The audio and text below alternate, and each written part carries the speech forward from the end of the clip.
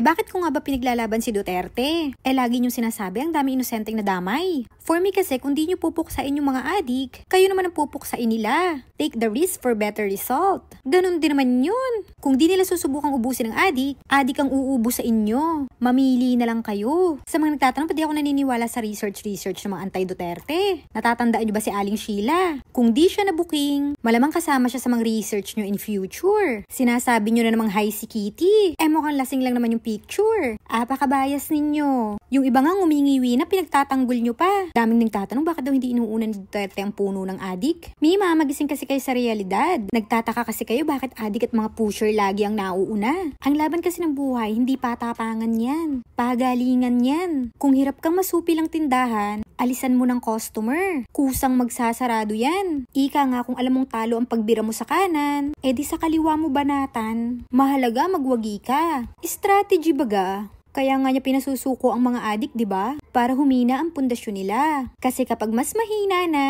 mas madali nang itumba. Mas madaling magwagi. Tigilan niyo makipagyera pag kulang ang sandata. At huwag din kayo lumaban pag singlakas niyo ang kalaban.